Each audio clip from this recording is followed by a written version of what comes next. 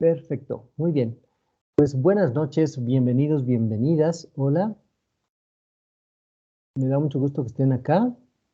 Bienvenidos, bienvenidas a nuestra tercera sesión de este ciclo de charlas en psicopatología en casos. Espero que estén muy bien.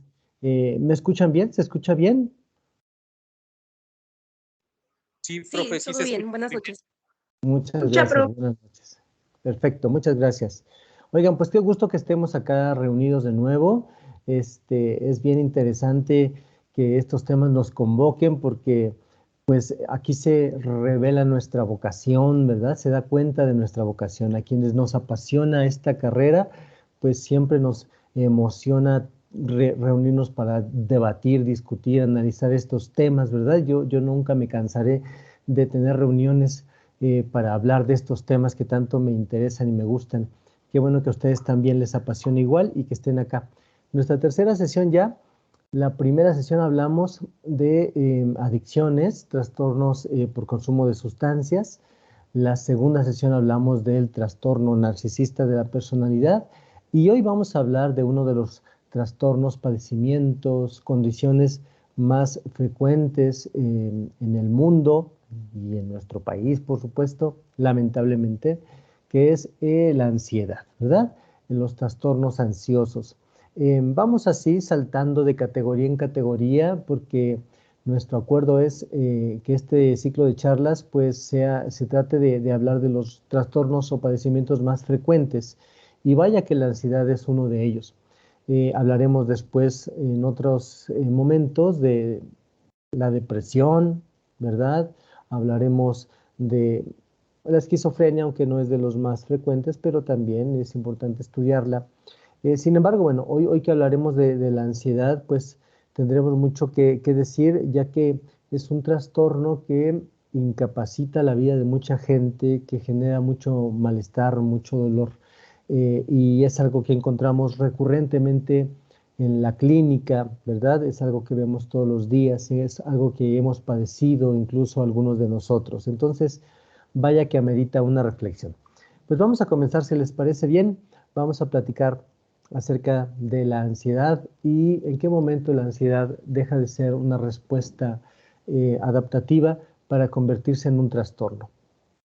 ¿Listos? ¿Listas? ¿Comenzamos? ¿Sí? Genial.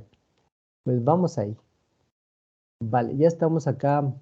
23 asistentes, magnífico. Ya estoy grabando ahora sí la sesión porque luego se me olvida o luego no puedo porque no me lo permite este programa de Teams. Tengo algunos problemas a veces, pero hoy sí. Muy bien, comenzaré con un caso. Les voy a platicar de un hombre que llegó a mi consultorio hace tiempo y que estuve tratando, atendiendo, acompañando durante un buen tiempo. Le llamaremos el señor A. El señor A, de 30 y tantos años de edad, tenía un trabajo muy formal en una empresa muy formal, un trabajo muy bueno, ¿no? Con un sueldo aceptable, con prestaciones sociales, en fin, y tenía ya una estabilidad en este trabajo, tenía un buen tiempo ahí. El señor A, lamentablemente, sufría a veces de un temor intenso, incontrolable.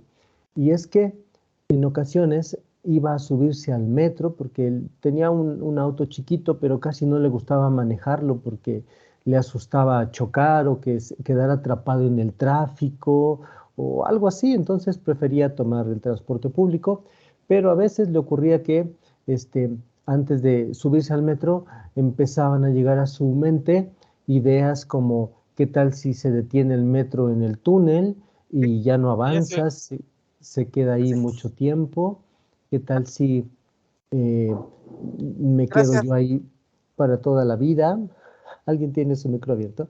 ¿Qué tal si se queda ahí para toda la vida y ya no podemos salir, etcétera, ¿no? Entonces se quedaba con muchas cosas en su mente, muchos temores, muchos miedos el señor A, y pues esto le generaba mucho malestar porque no podía llegar a su trabajo a tiempo.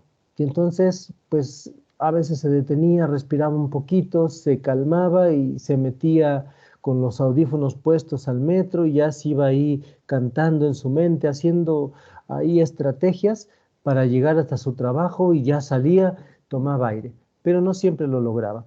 A veces era tan fuerte su miedo, su nerviosismo, como él le llamaba, que tenía que regresarse a su casa. Ujú. Pensamientos intrusivos, Cassandra. Entonces tenía muchas cosas en su cabeza, ¿verdad? Sí, pensamientos intrusivos, pensamientos que venían a su cabeza y daban vueltas, crecían, crecían, crecían y se hacían una maraña enorme. En otras ocasiones el señor A, pues iba a ver a alguna amiga, alguna chica que le gustaba o que había aceptado con él tomarse un café y él tenía intenciones románticas de conquistarla, pero comenzaba a imaginar que ya estando ahí en el café, él decía alguna cosa inadecuada o ridícula o tonta y esa amiga se reía, se burlaba, se sorprendía o se ofendía y se iba y lo dejaba ahí solo. Y entonces él sufría mucho. Y la mayoría de las veces, pues ya cancelaba la cita y no iba. Eso le generaba mucho dolor, evidentemente. En otras ocasiones le ocurría que, pues para ir a un concierto que le gustaba mucho, conciertos de DJ, en fin, pues conseguía sus entradas o iba a algún concierto público y llegaba a tiempo, se iba ahí acomodando hasta adelante, pero al voltear a ver cómo se llenaba y se llenaba y se llenaba el recinto, empezaban otra vez los temores en su cabeza, las ideas, como cosas tan extravagantes como ¿qué tal si cae ahorita algo aquí y nadie puede correr? ¿Qué tal si algo explota y ya no podemos correr porque somos demasiadas personas? Un día me contó que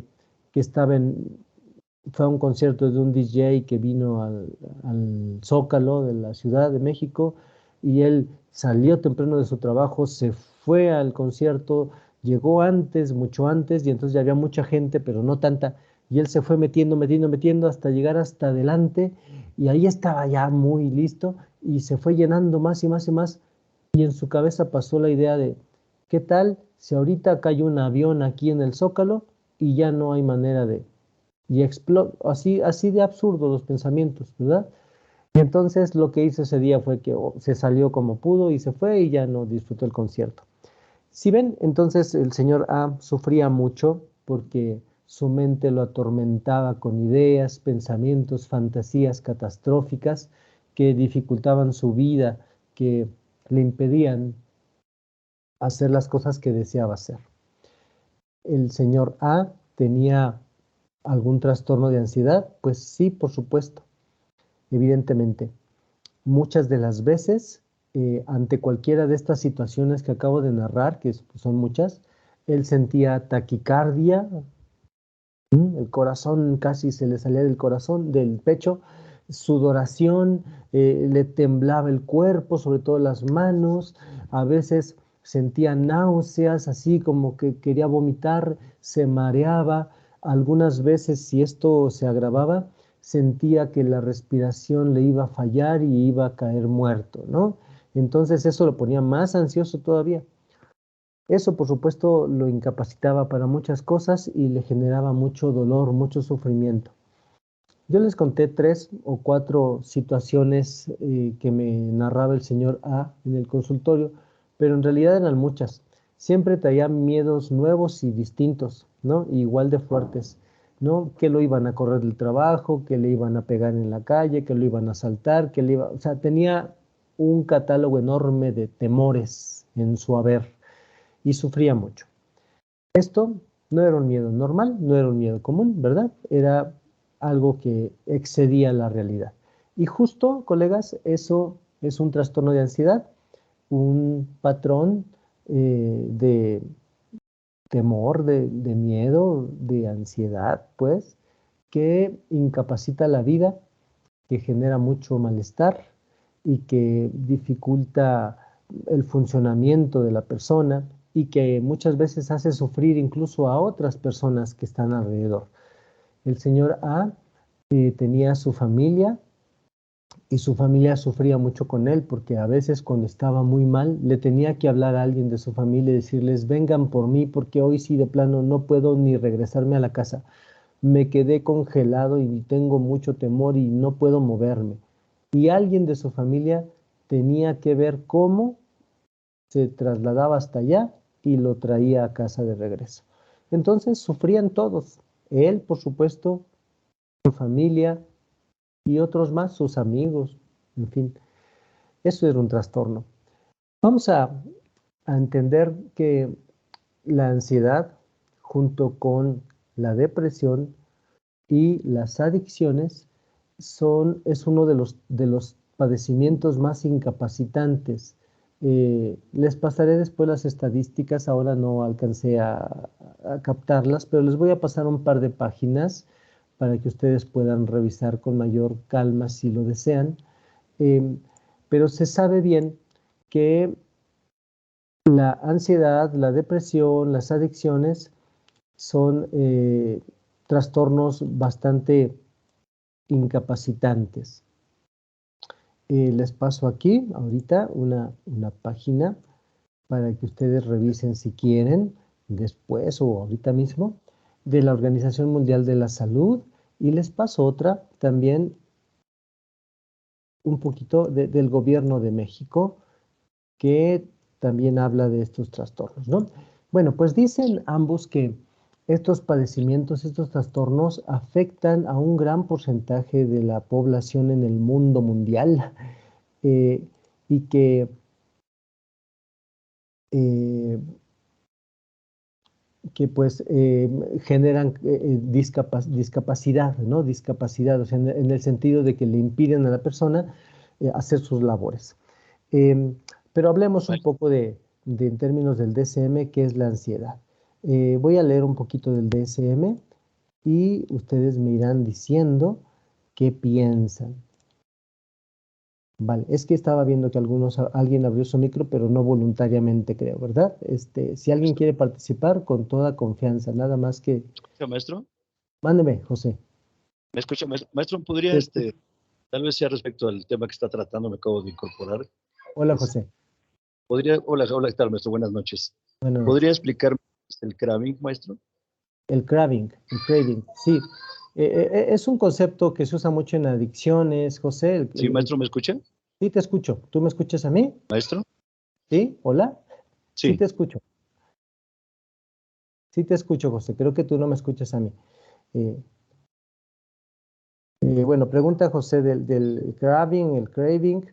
Es un concepto, José, que se usa mucho en adicciones y que tiene que ver con esta memoria que guarda la mente, el pensamiento, en cuanto a la obsesividad. El craving en adicciones es como este pensamiento obsesivo, este anclaje psicológico que tiene una persona en las adicciones, ¿no? Eso es, básicamente, la memoria psicológica que tiene una persona cuando ha consumido. Es lo que dicen las personas en recuperación de adicciones, les impide volver a consumir. Es lo que, según las personas que tienen adicción, según la literatura de AA, de NA, etcétera, es lo que hace incurable las adicciones, el craving, que ya no se le olvida a la persona que se siente consumir, el placer que se siente consumir. Y como ya no se les olvida, no pueden volver a probar porque entonces ya no se detienen. ¿Vale? Eso es. Muy bien, voy a leer un poco del DSM para que vayamos conectando con esto. Dice, los trastornos de ansiedad son los que comparten características de miedo y ansiedad excesivos, así como alteraciones conductuales asociadas. Interesante. Entonces, digamos que es un fenómeno cognitivo y conductual también, por supuesto. Hay cosas que pasan en la cabeza, pero también hay todo un fenómeno comportamental, ¿verdad? Conductas de evitación, etcétera. Conductas incluso agresivas, ¿no? Cuando el miedo es intenso, la persona piensa que le van a hacer daño, puede ponerse muy reactiva, ¿verdad? Eh, el miedo es una respuesta emocional a una amenaza inminente, real o imaginaria, mientras que la ansiedad, dice el DSM, es una respuesta anticipatoria a una amenaza futura. Bueno, estoy leyendo el DSM-5 tal cual. Dice, el miedo es una respuesta natural. Me parece interesante esto porque tampoco se trata de no tener miedo, ¿verdad? Una persona sin miedo no funciona. Les cuento muy rápido de un caso de un paciente que tuve hace unos años que le pasaba algo neurológico sorprendente, pero casi no sentía miedo. Bueno, pues mi paciente me contaba cada cosa que hacía porque no sentía miedo y que se ponía en riesgo todo el tiempo, ¿no? Se peleaba en la calle, iba manejando y alguien le decía algo o algo pasaba y se enojaba mucho y entonces hacía locuras como cerrarse, como chocar su coche contra el del otro, bajarse, golpear el auto del otro, golpear a las personas. Se peleaba contra uno, dos, tres o cuatro al mismo tiempo, no importaba si le ganaban o no, insultaba a algún policía, a cualquier autoridad, este, se aventaba de tal o cual altura porque lo que fuera. O sea, parecería que algo estaba fallando, que no sentía miedo. Y bueno, a mí me llamó la atención porque yo le preguntaba, ¿de verdad haces eso? Cuéntame, ponme ejemplos, dime cómo. Y me ponía los ejemplos, me narraba su vida y yo ahí daba cuenta de que en verdad no sentía miedo o no en los niveles que se supondría que debemos sentir las personas, ¿no? Y este tipo Alfredo Adán me dice, haz de cuenta, ¿no? Así, cada locura que hacía. Y entonces se ponían mucho riesgo. Y entonces lo que yo hice, pues dije, este hombre necesita estudios neurológicos porque algo está pasándole. Bueno, hicimos un trabajo ahí de concientización, él aceptó a regañadientes, pero fue al neurólogo, sacó cita, esperó su turno, etcétera. Después de varias semanas le hicieron exámenes neurológicos y ¿qué creen?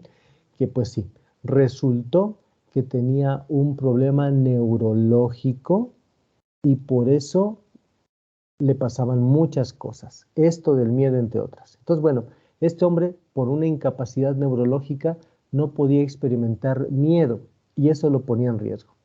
Evidentemente, colegas, el miedo es una respuesta natural del organismo para eh, hacer frente a una amenaza, ¿no?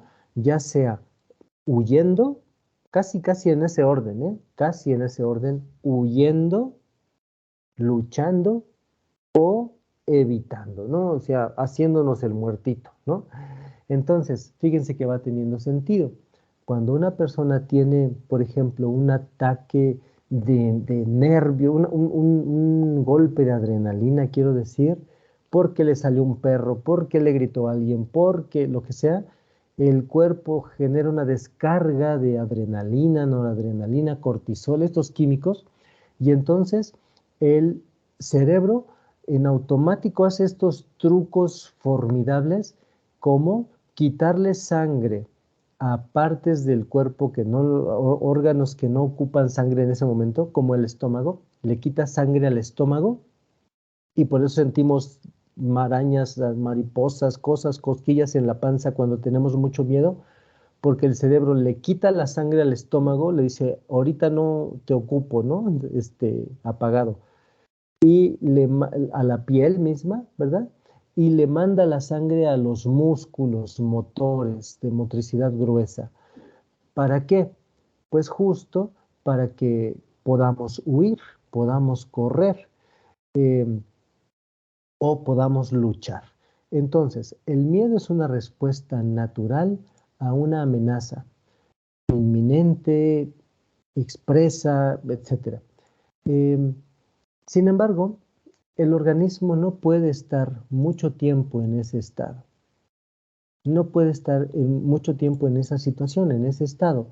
¿Y qué pasa entonces cuando alguien está en miedo constante? Pues que ya no es una amenaza real. Cuando alguien está en miedo constante no es una amenaza real, porque una amenaza real no dura toda la vida. Una amenaza real no puede durar tanto tiempo. Bueno, a menos que estemos en una situación de guerra, por ejemplo, o algo así, ¿verdad? Pero eso ya no sería una, una condición natural, ¿no? Y entonces es que puede aparecer un trastorno de ansiedad. La mayoría de las veces colegas, la ansiedad más bien es una cuestión imaginaria, ¿no? Y aquí el DSM define justo a la ansiedad está más asociada con tensión muscular, hipervigilancia, peligro por el futuro, comportamientos cautelosos y evitativos. Es una respuesta anticipatoria al futuro. Es decir, que la ansiedad ya no ocurre cuando tenemos un peligro enfrente. Eso sería miedo. Más bien la ansiedad tiene que ver con cosas que suponemos, imaginamos que podrían pasar, pero que no están pasando. Y entonces quiero citar a Sadhguru, es un gurú hindú muy famoso. Quiero citarlo porque me gusta mucho cómo lo explica él. Dice Sadhguru, busquen videos suyos, son bien interesantes, sugerencia. Dice Sadhguru que las personas desarrollamos estos trastornos porque somos víctimas de las dos capacidades humanas más altas, la inteligencia y la creatividad. Me parece una explicación formidable. Los trastornos de ansiedad, dice Sadhguru, ocurren porque somos seres muy inteligentes y muy creativos. Solo que ponemos la inteligencia y la creatividad en nuestra contra y no a nuestro favor. ¿Cómo? Pues cuando estamos imaginando cosas, creando escenarios, fantaseando sobre catástrofes posibles, aunque no esté pasando nada y aunque no haya evidencia de que va a pasar. O sea, somos víctimas de nuestra imaginación. ¿Qué tal si me deja? ¿Qué tal si me corren? ¿Qué tal si me asaltan? ¿Qué tal si lo que sea? Imaginación, ¿vale? Muy bien, ¿qué piensan? Elizabeth, ¿qué piensas? Tengo una pregunta, profe. Es que salí y entré porque me estaba fallando todo. Por favor. Pero entonces, ahorita con lo que acaba de decir, de que a lo mejor son personas sumamente inteligentes, ¿no? O sumamente que se preocupan por todo el entorno, ¿no? Y por todo lo que piensan y por eso se sugestionan. Pero entonces, ¿quiere decir que eso ya lo traen? O por ejemplo, que también puede brotar un problema de ansiedad como una respuesta postraumática de algo que le sucedió a la persona. Vale, muy bien tu pregunta. Muchas gracias. Me ayuda para ir puntualizando. Muy bien. Bueno, la ansiedad puede ser un trastorno en sí mismo, trastorno ansioso, pero hay varios trastornos ansiosos. Es toda una caja, toda una categoría de trastornos.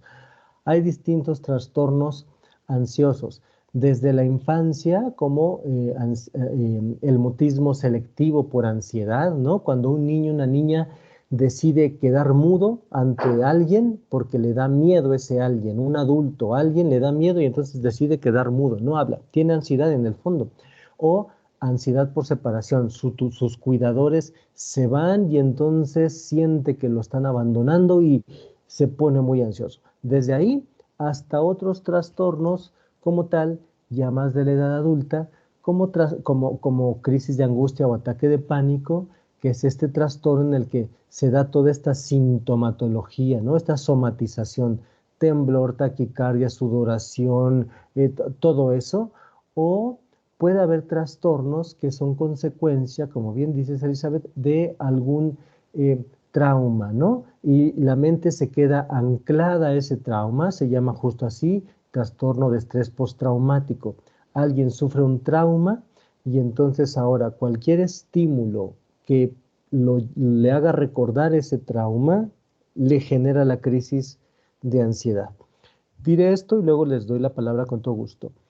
Nuestro cerebro es una cosa muy sofisticada, es una fábrica de químicos y hay componentes del sistema nervioso que tienen funciones específicas. Por ejemplo, la amígdala que es una bolita así como almendra, eso significa amígdala, que está hasta dentro del cerebro, de la cabeza, pues no del cerebro, del cráneo, se encarga de guardar memorias emocionales muy importantes. Y hay algo que los científicos llaman secuestro de la amígdala, que es cuando la amígdala toma el control ante una situación que supone es de peligro enorme. La amígdala toma el control y entonces ya no hay raciocinio, no hay nada de lógica, pura emoción totalmente. Ocurre cuando las personas han sufrido durante muchos años situaciones muy traumáticas, muy fuertes, muy severas y se acostumbran a vivir en un campo minado, ¿no? En la hostilidad, en el peligro, en el daño, en las amenazas. Y entonces así andan por la vida después. Y puede ser que vivan algo que les hace pensar que están bajo riesgo y la amígdala toma el control y la persona se vuelve hiperreactiva, pura ansiedad, pura emoción, pura tensión, ¿vale? Entonces, hay distintos trastornos ansiosos, muchos, y habría que entender el trastorno específico que alguien padece para entender de cómo se generó y qué terapéutica, qué ayuda necesita. Entonces, puede ser que sea por estrés postraumático o puede ser que sea por una cuestión médica o por consumo de drogas, también pasa, o etcétera.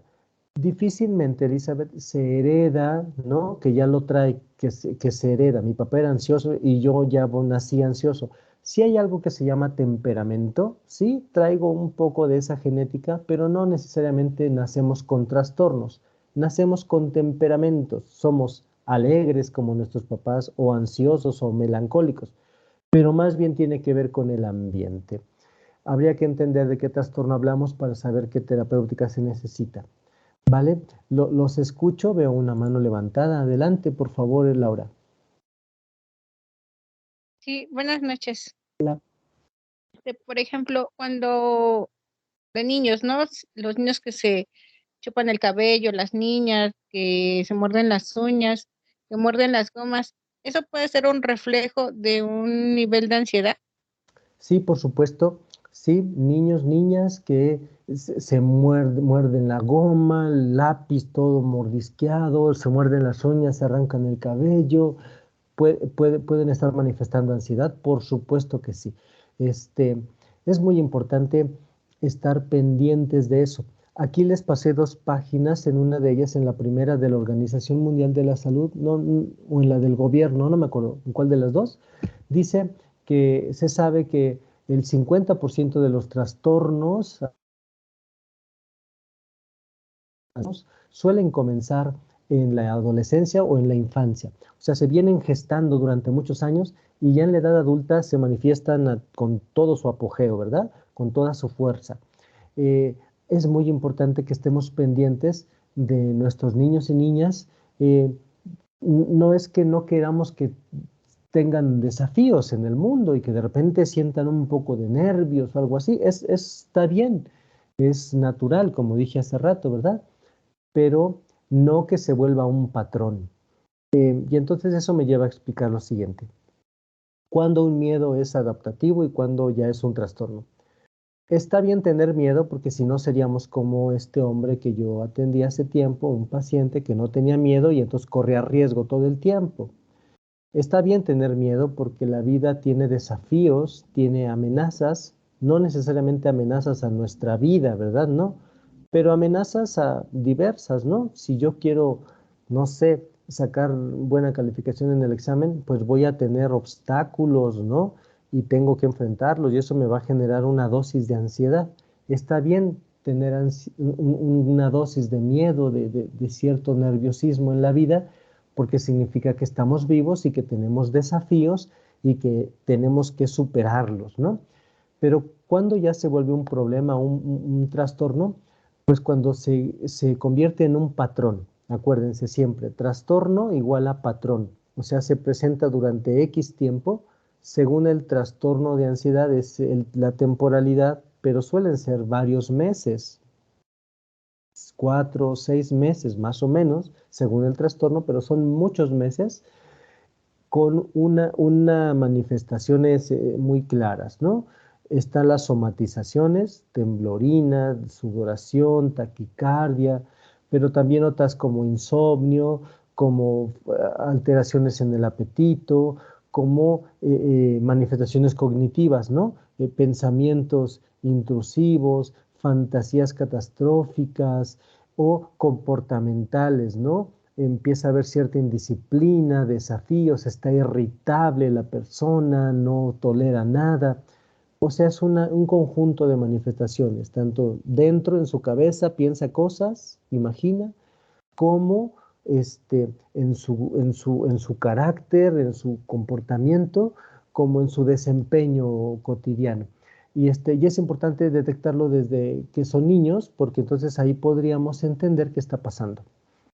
La Organización Mundial de la Salud dice que muchas de las desencadenantes de los trastornos ansiosos son, por supuesto, pues la pobreza, ¿sí?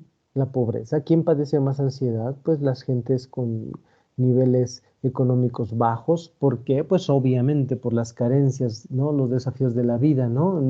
Sentir que el dinero no alcanza para las necesidades básicas.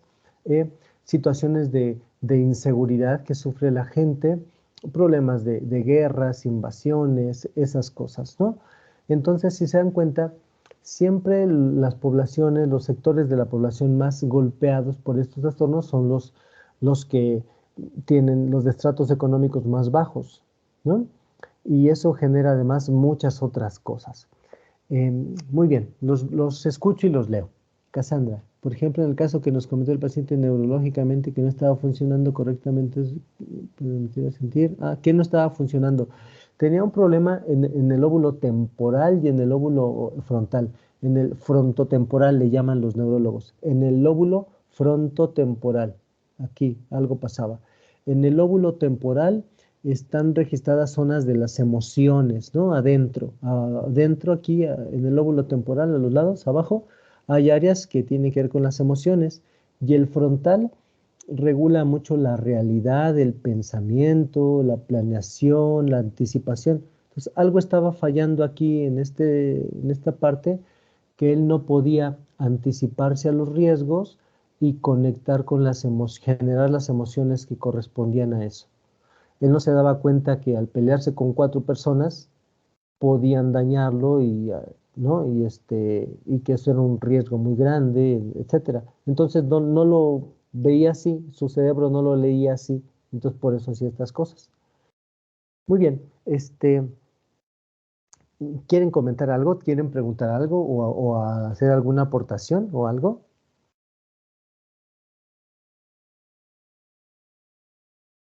Sí, Yo, Elizabeth. profesor, tengo una duda.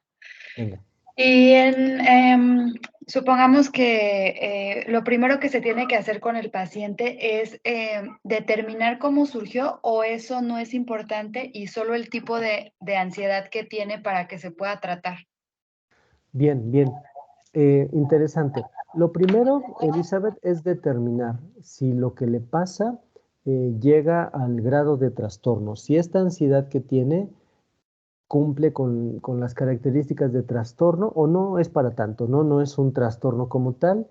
Y primero, ¿no? O sea, ¿de qué tamaño es? No por etiquetar a la persona, recuerden, siempre les digo esto, no etiquetamos a las personas, nombramos los padecimientos, que son cosas bien distintas. Entonces, ponerle nombre a lo que le pasa a la persona y entender de qué tamaño es, qué gravedad tiene, es el primer paso para entonces, a partir de eso, saber qué desafío tenemos frente a nosotros, el paciente y nosotros, y diseñar la estrategia más adecuada. Cuando entendemos de qué tamaño es el problema, entonces vamos a sacar las herramientas adecuadas. Si yo voy a quitar un tornillo chiquito o un tornillo grandotote, voy a necesitar herramientas distintas. Cuando entendemos de qué tamaño es, podemos ya sea solo sugerir que haga algunos cambios en sus hábitos y que pueda caminar un poco o que pueda reunirse menos con ciertas personas que lo ponen estresado o ansioso, o que escuche música, o que se atreva a decirle a esa persona lo que siente, o si es mucho más grave la situación, pues tendremos que sugerirle que durante un tiempo corto, solo si es necesario, pues tome algún ansiolítico. Yo Yo no estoy a favor de que tomen medicamentos ya así en automático, solo cuando es necesario y solo un tiempo. Mándele, Y, Santa. en la ansiedad, digamos, hay solo, digamos que la terapia conductual para poder modificar la conducta, o qué otro tipo de disciplina se puede aplicar a ese trastorno.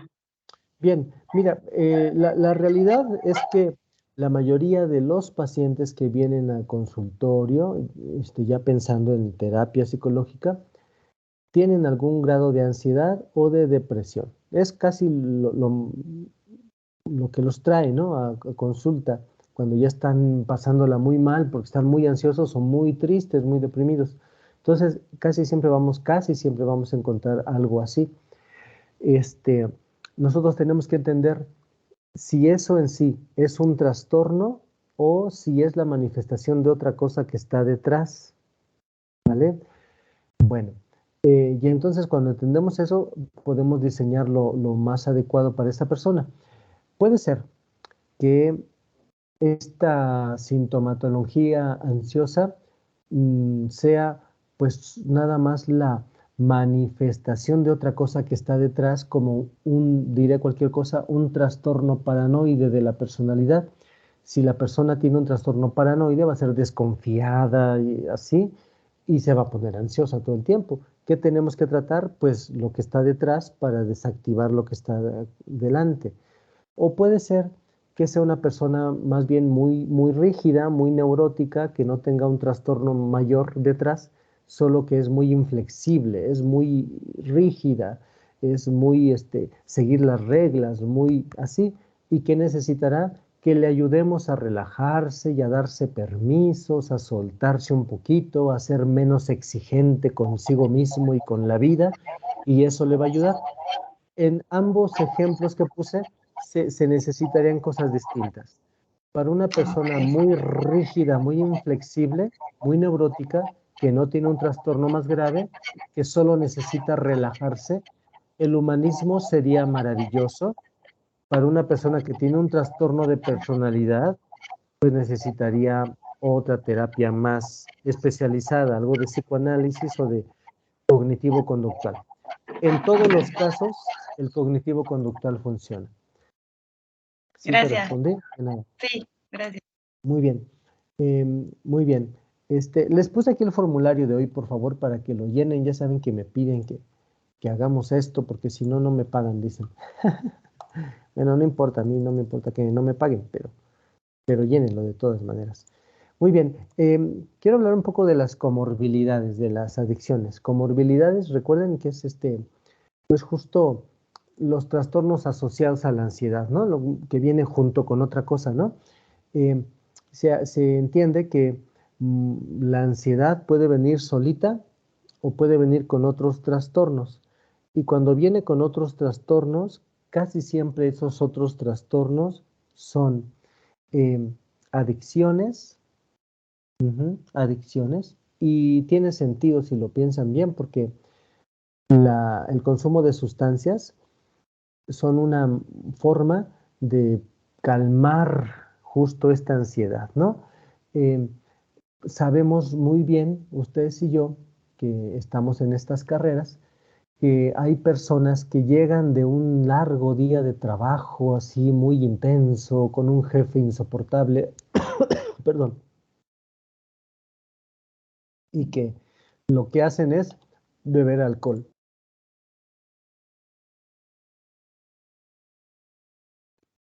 Ay, perdón, estoy un poco enfermo, como pueden ver.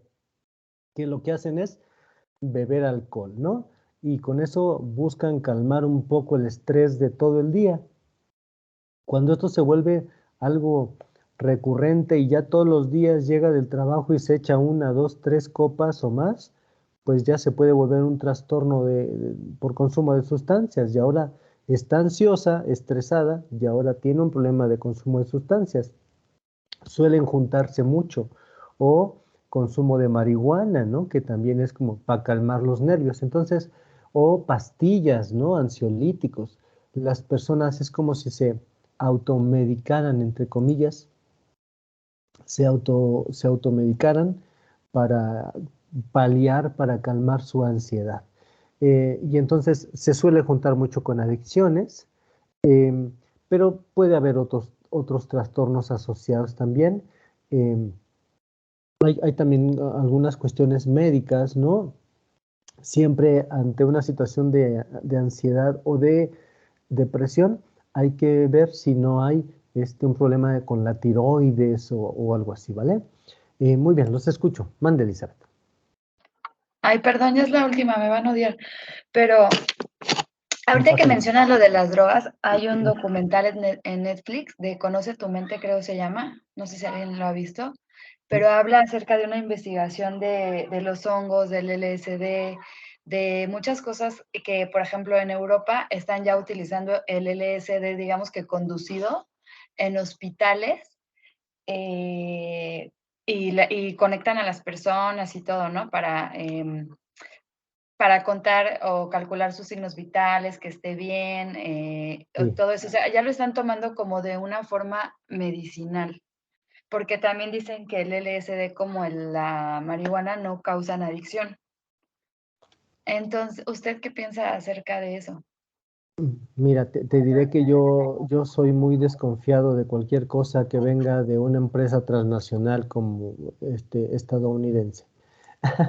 Es es como el tigre este, diciendo que es malo comer verduras. Los carnívoros siempre dirán que hay que comer carne. ¿Me explico?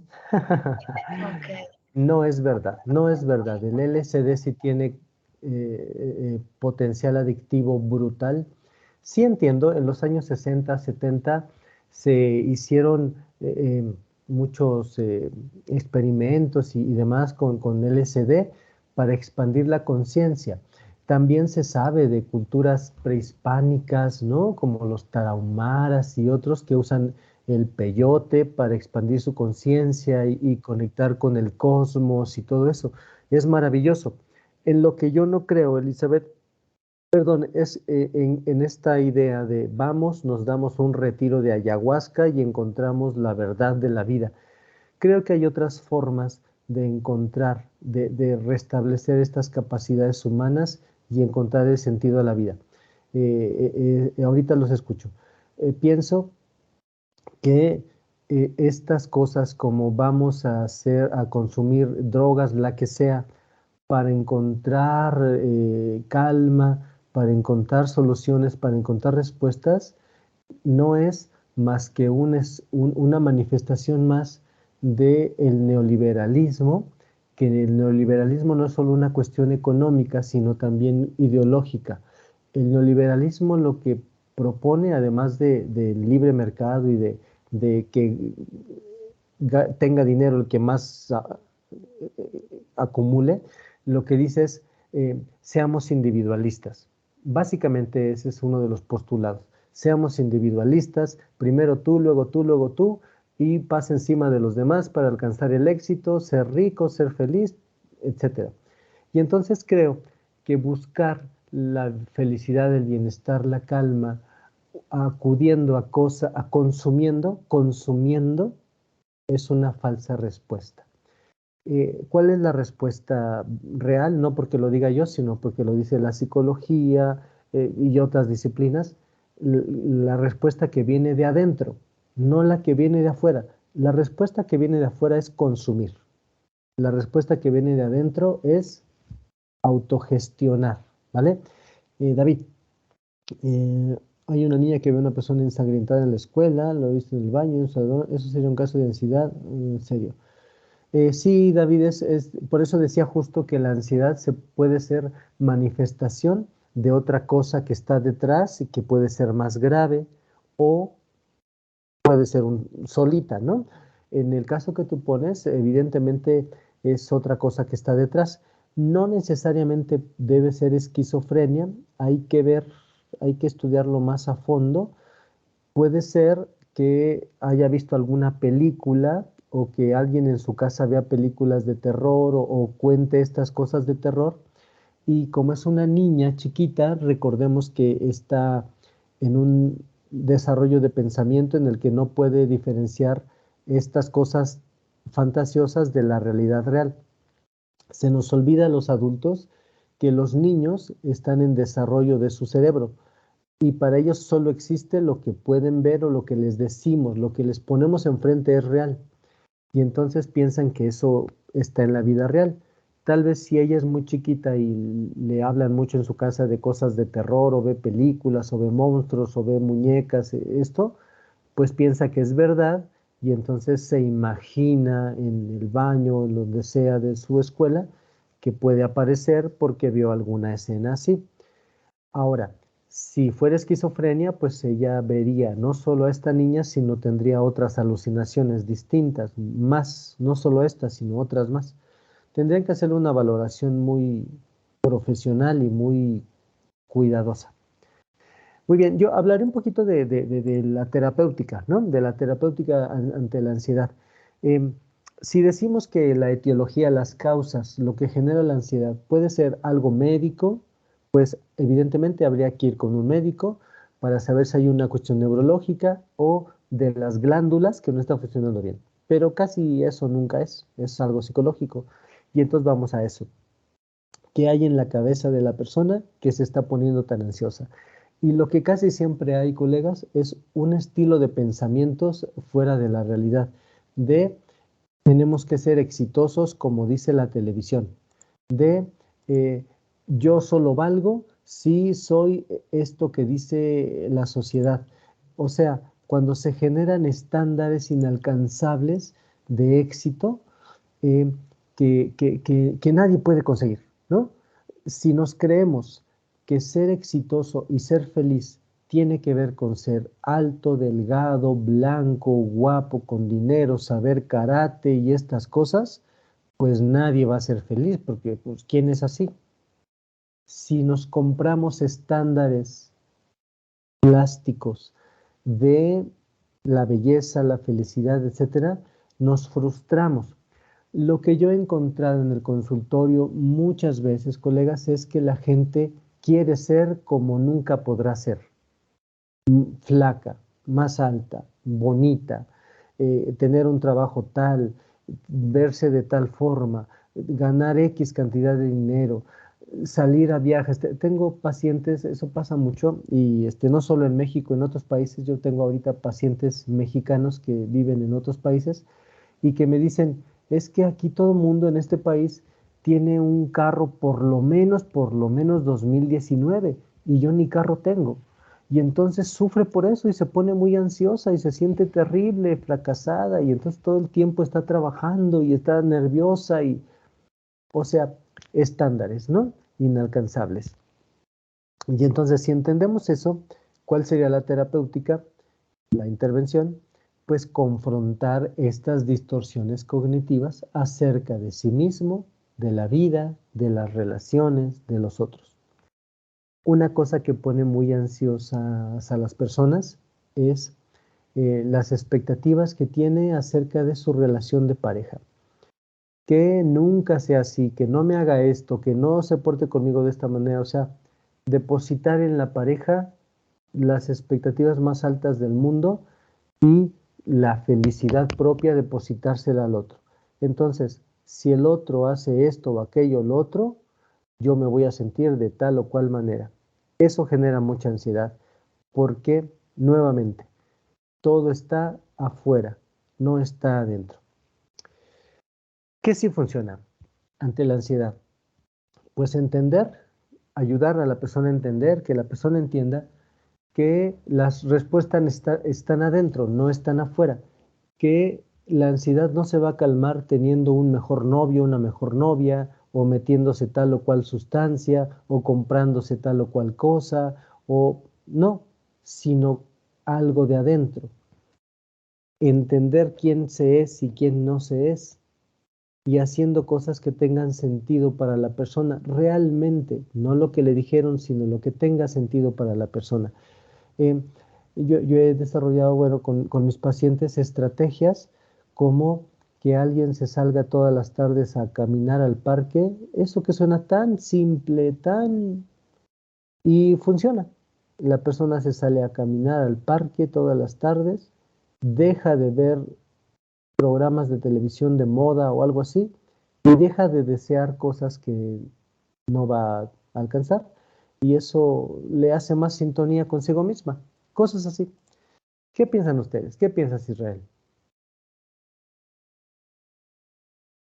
Profesor, ¿me escucha? Buenas noches. Hola, sí, buenas noches. Mire, yo he tenido un poco de ansiedad, les comparto esto y me ha ayudado mucho el ejercicio de los 5 sentidos, escuchar y decir los 5 sonidos que escucho, Sí, ver 4 cosas y decir las 4 cosas que veo, luego tocar 3 cosas, decir lo que estoy tocando, luego oler 2 cosas, decir lo que estoy oliendo y probar una cosa. Eso me ha ayudado mucho. También me gustaría, así como ahorita nos dice usted, de caminar, ¿qué otro ejercicio podríamos hacer cuando tenemos ansiedad? Disculpe, vengo en el transporte, ¿eh? y no te preocupes. Sí, está genial lo que dices, Israel. Gracias por compartir. Justo es una estrategia muy cognitivo-conductual, ¿no? Los ejercicios de respiración, por ejemplo, o los ejercicios de tensar y relajar los músculos, esto de contar 5 cosas que ves, 5 cosas que hueles, que escuchas, eso lo que hacen es distraer la mente, sacarla del pensamiento, la maraña que traes, sacarla de ahí y ponerla en otra cosa. Por eso decía hace rato lo de Sadhguru. Sadhguru dice, somos víctima de nuestra creatividad y nuestra inteligencia. Cuando dejamos que la mente se vaya, llegamos a lugares impensables. Cuando decimos, a ver, espérate y la redirigimos, ahí podemos desactivar la ansiedad. Muy bien, Cristian, la sesión pasada no la pude grabar, Cristian, lo lamento mucho, la del narcisismo no la pude grabar, por más que le picaba acá, nunca se pudo grabar. Entonces no la tengo, lo siento mucho. Muy bien, ¿alguien más quiere decir algo, por favor? El tiempo vuela aquí.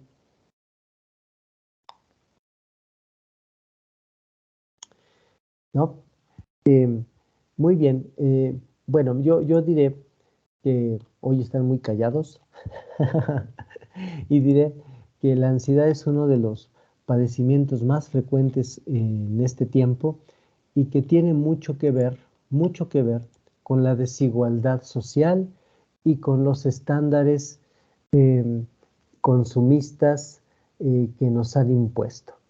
Yo les hablo de mi experiencia profesional, lo que yo veo en el consultorio todos los días, de estas desigualdades, gente que de verdad sufre todos los días por tener para las cuestiones básicas o por problemas de inseguridad, etcétera, pero sobre todo por estándares que la gente compra y que piensa que son verdad y que si lo piensa bien ya se da cuenta que pues no, ni es lo que quiere, ni es lo que lo va a hacer feliz. Cuando las personas reflexionamos sobre eso y nos encontramos a nosotros mismos, entonces podemos dejar de lado estas ideas y conectar, ¿no? Muy bien. ¿Alguien quiere decir algún comentario antes de despedirnos el día de hoy? Profe, yo tengo Mándeme. una duda. Venga. Por ejemplo, en una crisis donde una ansiedad está muy fuerte, que el paciente, supongamos, llega a nuestro consultorio, pero está muy intenso, ahí también sirve lo de la técnica de relajación, porque a veces yo siento que como que se desesperan hasta un poco más, ¿no? Bueno, a Sí. veces, no siempre. Sí, bueno, habría que entender, Maribel, justo qué le está pasando, ¿no? Primero hay que hacer un buen diagnóstico y luego diseñamos un tratamiento. Recuerden, como cuando vamos al doctor, primero nos dice, tienes alergia o tienes gripa o tienes COVID. Son cosas que se parecen, pero no son lo mismo. Cuando ya nos diagnostican bien, entonces nos dan un tratamiento adecuado para eso. Acá sería lo mismo. Hay que entender si tiene una fobia específica, fobia social, un trastorno de pánico, ansiedad generalizada, TOC, etcétera, etcétera, etcétera, o tiene otra cosa que le está generando ansiedad. Cuando tenemos un diagnóstico, entonces empezamos a diseñar un tratamiento. Pero sí, casi siempre cuando se trata de ansiedad, lo primero es enseñarle a la persona algunas herramientas para enfrentar sus crisis de ansiedad, para que se asuste menos y sienta que tiene un poco ya de control. Pero eso no es todo, ¿verdad? No nos quedamos hasta ahí. Le enseñamos técnicas de respiración, pero le decimos que es el paso 1 de una serie de cosas que vamos a hacer. No con eso ya. Porque si no, la persona dice, híjole, ya hice el ejercicio de relajación y no me calmo, qué mal paciente soy, ¿no? Le enseñamos ejercicios y le decimos, eso es lo primero, nada más, en caso de crisis, pues respiras. O cuentas, como dijo Israel, cuentas 5 cosas que ves, 5 cosas que hueles, que escuchas. O ejercicios de tensar y relajar. Le enseñamos una técnica para desenfocar su mente de los pensamientos que le generan ansiedad y llevarlos a otra cosa, ¿no? Esa es la clave, desenfocar su mente, desenfocar su mente. O escuchar música, cualquier cosa que saque su mente del carril de la ansiedad. Y luego, después de eso, vamos tratando lo otro, ya sea sus estándares de éxito, sus relaciones o lo que sea que haya, ¿vale? Muy bien, colegas, pues el tiempo se nos Sí, ha profe. ido. Muy bien, gracias.